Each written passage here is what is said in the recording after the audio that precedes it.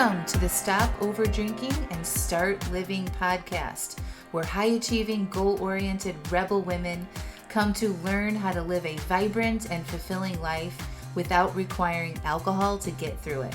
No labels, no judgments, no saying you'll never drink again. Just real proven methods to help you stop rebelling against yourself with alcohol so you can drink less and do more.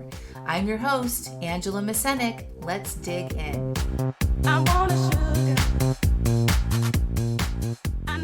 Welcome to episode 117, How to Take Care of Yourself. Well, hello, my beautiful friends. How are you all? I'm so excited to be here today. I'm actually recording this podcast at Carolina Beach. And if you guys have been listening for a while, you know that this is one of my favorite places to come. In North Carolina, my friends have a beach house here, and they, have times when they're not spending time here, and I randomly asked if it was available for a couple days this week, and it was. And so the kids and I packed up and drove down here after work on Monday. We've got 2.5 full days here of just hanging out and giving the kids a little break before they go back to school. Y'all, it has been exactly a year and a week since they have not been in school. So it was really interesting when the fall school time opened up in August. I had actually scheduled a week here at the beach house, which was supposed to be the final week of summer break, but because of the pandemic and because school shut down earlier than normal the year before, they decided to start school early. So the last time we were here, which was like the third week in August, they had their first experience of online school. And now they're experiencing their last experience with online school. Fingers crossed. I know it could very well change, but it's kind of full circle. And they thought it was really interesting too. And they're the ones that actually told me that, like, the last time we were here was our first week of online school. Now it's the last week of online school. So we're just trying to soak it up and take advantage of the last time that we might have online school, forever. Who knows? So we're enjoying our time and chilling out, going to the beach. It's cold and kind of foggy, but we still love it. I love being by the ocean and connecting with the energy of the ocean. And we have our favorite spots that we go to. If you're local, the Veggie Wagon is one of our favorite spots. They have like a really awesome coffee bar, and you can get homemade milkshakes and baked goods and just really yummy things. And then there's a little pizza place that's around the corner. And so it's just really nice to have like a routine when you go on vacation, the same places that you like and memories that were there. This is probably, our 4th or 5th time coming down to this exact location since the kids and I and Pete have lived in North Carolina. My husband's at home enjoying some peace and solitude.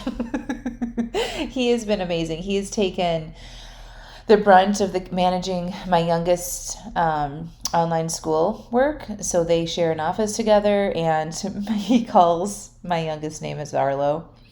He calls Arlo a raccoon in a tin can sitting next to him all day doing his work. And so I was happy to give my husband a break. And then I'm going on a trip the following week without the kids. So we like to pay each other back that way. So anyway, we're having a good time. But I wanted to talk to y'all today about taking care of yourself. And a lot of you guys have families, or you might be, maybe the college kids are going back to in-person, or you've got smaller kids that are going back to in-person, or maybe your kids have been in school this whole time. It really does vary state to state and county to county.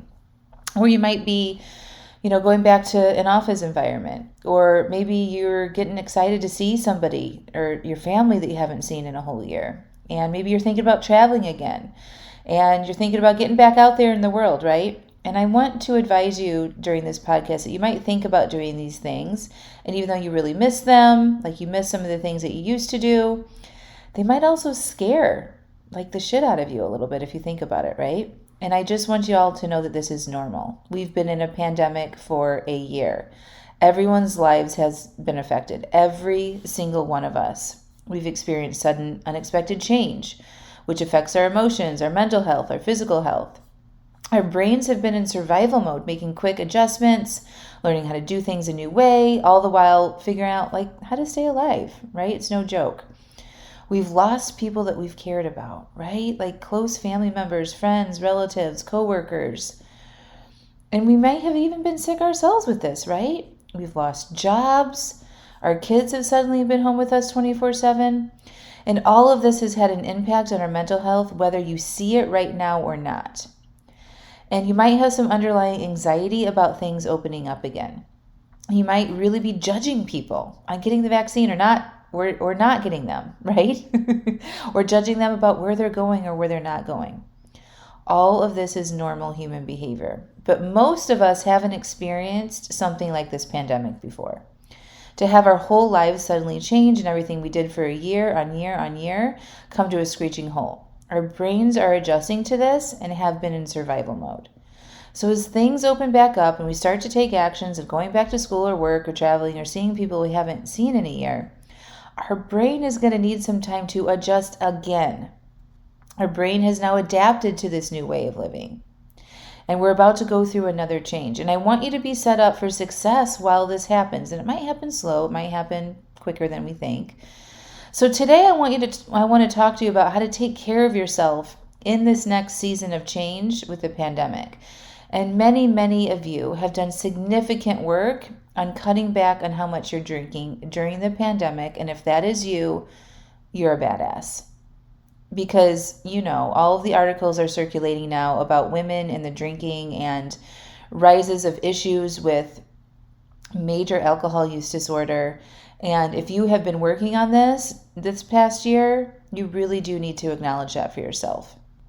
And the other thing I just want to acknowledge is if you notice yourself drinking more and starting to worry about what is to come, take a deep breath and relax. There's nothing wrong with you, okay? It's so important for y'all to remember how our brain is programmed. Remember the motivational triad? I talk about it all the time. We're programmed to seek pleasure, avoid pain, and save energy. So when we're unsure of how it all will happen, or even if we feel excited about seeing our people again, we might still feel nervous or scared. And when we have that low-level hum of not feeling great, you might find yourself wanting that extra glass of wine when you didn't plan to have it, okay? Expect this. So if you don't want to do that and you want to be as mentally healthy as possible as we start to transition again, I have some tips for you today, 10 of them, okay? So maybe pause this, go grab your notebook. Tip number 1, drink loads of water. This is probably the most effective thing I can tell you to do. Water is the freaking cure for so many of our issues. Even our emotions. Water helps things move. Our emotions are movement. Emotion. Okay? Our feelings are a chemical release from our brain. They flood into our body when we have thoughts. That anxious vibration you feel, or that hollow sadness, or that elated joy, that is your emotion, which is a chemical compound that has been generated and released from your brain into your body. Water helps those feelings move through your body. I know I always feel better, have more energy, and can think more rationally when I'm well hydrated. And I was thinking about this because this is sort of like a theory that I thought I made up in my head. I'm like, it has to make sense that when I drink water, I feel better, like emotionally, not just physically. So I did a little research on the topic, and it's true. I Google searched drinking water and mental health, and I found this really short blog and the Massachusetts Public Health Library blog. And I've linked up this in the show notes of the podcast as well, but I'm going to read it. It's real short. Our bodies are made of mostly water. So when our water supply gets too low, the effects can be far-reaching. Dehydration upsets the body's natural balance and can affect our physical, mental, and emotional health. Did you know that being dehydrated can affect your mood? If you frequently find yourself feeling nervous, easily irritated, or sluggish, you might be in need of some H2O. Just like being hungry can affect our mood, so can being dehydrated. Being even mildly dehydrated can contribute to low energy, anxiety, nervousness, depression, and trouble thinking clearly. Being dehydrated throws off the delicate dopamine and serotonin balances in the brain, natural chemicals that can increase and affect depression and anxiety. One of the fastest and easiest ways to improve your mood is by drinking a glass or two of water. Getting hydrated can quite literally calm your nerves. Water can also be found in foods we eat. Fruits and vegetables like oranges, watermelon, tomatoes contain high amounts of water.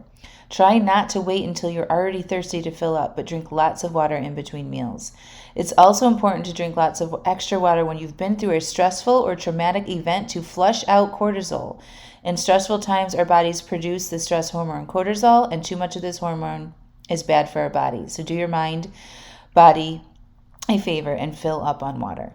Okay, so I'm not making this up, y'all. Drink your water. You should drink a minimum of 64 ounces of water a day. Okay, tip number 1. Tip number 2, journal. Journaling, writing in a notebook, or simply writing out your thoughts every day is good mental hygiene. Think of journaling like brushing your teeth for your brain. You don't feel good if you don't brush your teeth, right? You feel kind of gross, icky, not clean. This is what happens if you let your brain get filled with too much worrying thoughts and doubt, anxious thoughts, judgmental thoughts about what the people are doing wrong, negative thoughts about yourself, etc. So what you want to do is beginning today, decide that you're going to have a regular journaling practice. You begin with just writing out the thoughts that are in your head in the moment. So maybe you write at the top of your notebook or journal, what am I thinking right now? And then let your brain tell you, and you write out what comes to mind on your paper. Another good question is, what has been on my mind lately? Or what am I worried about? Or what's coming up that might be stressful? And then just start writing your stream of consciousness thoughts. Set a timer for 5 minutes and just write and write and write and write. Don't worry about grammar, spelling, or making any sense. Just dump out all of your thoughts and do not edit them. They're just sentences in your brain. It's okay that you have them. Get them out of your brain onto paper. This practice is cleansing for your brain so you don't keep all that unuseful thoughts stored in there.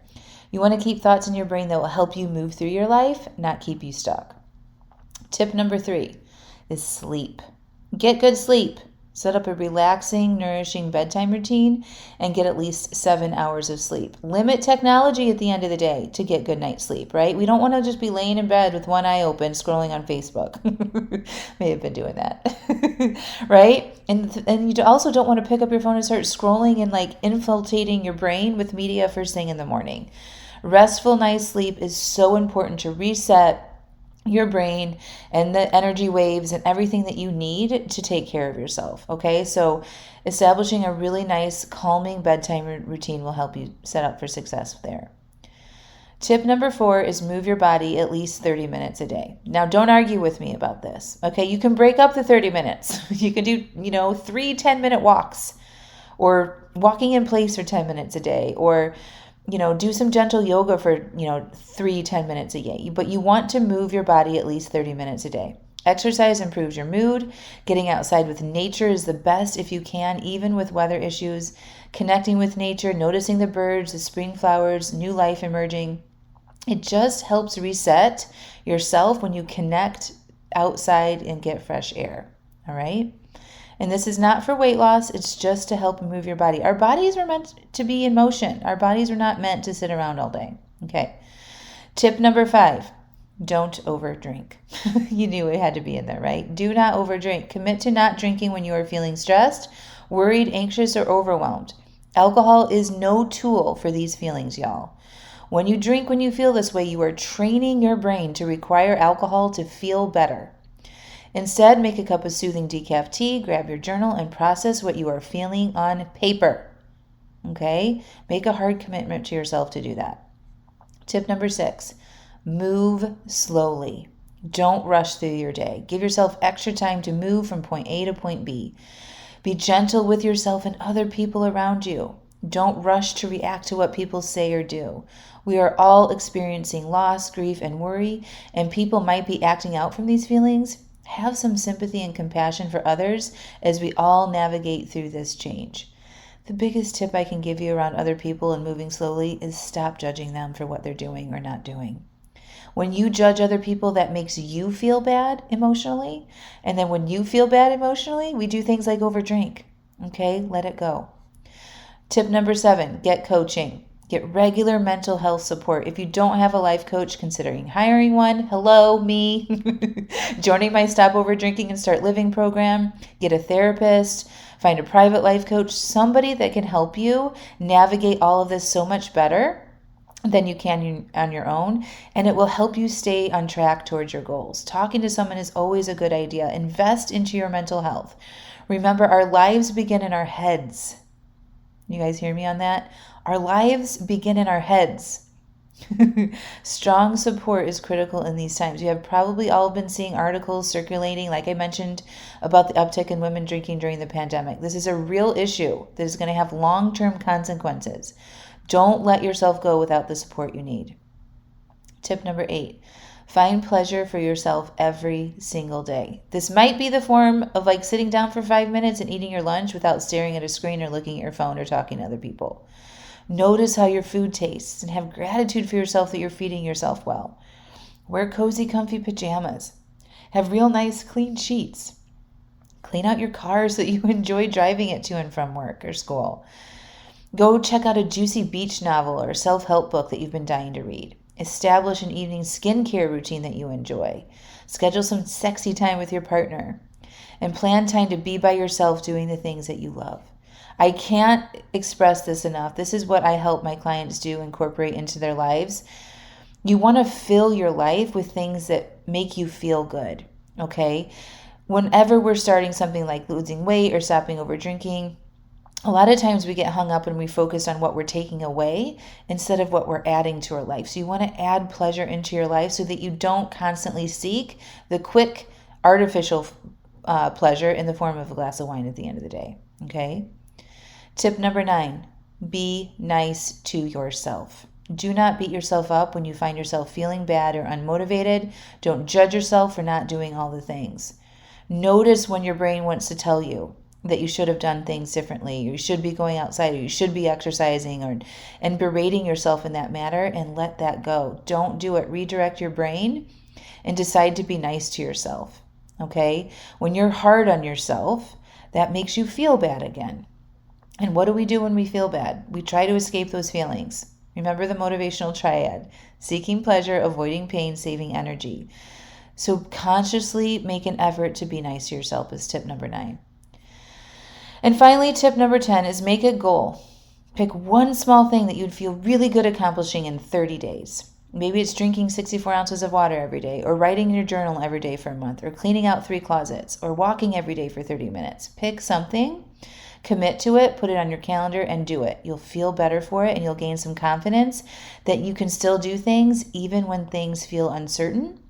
And as we wait for directives on how things are going to be unrolling, okay, you still have a lot more control and can make significant growth happen in your life when you make small goals like this. All right, my friends, those are my 10 tips. I'm just going to review them real quick with you. Number 1, drink lots of water. Number 2, journal. Establish a daily journaling practice. Tip number 3, sleep. Get at least 7 hours of nice, restful sleep a night. Tip number 4, move your body at least 30 minutes a day. Tip number 5, don't overdrink. Commit to not drinking when you're feeling extra emotional. Tip number 6, move slowly. Don't rush through the day. Take extra time to move from point A to point B and stop judging people. Tip number 7 is get some coaching or some regular mental health support. Tip number 8 is finding that pleasure for yourself every single day and noticing the pleasurable things that you do. Tip number 9 is be nice to yourself and stop beating yourself up. And tip number 10 is to make a goal that you can do in the next 30 days. I love you all so much. Now, the people that will take all of these tips and actually act upon them will notice a significant change in how they show up as things start to shift and evolve in what we are doing in our lives. And the people that don't, well, they won't feel as good as you do.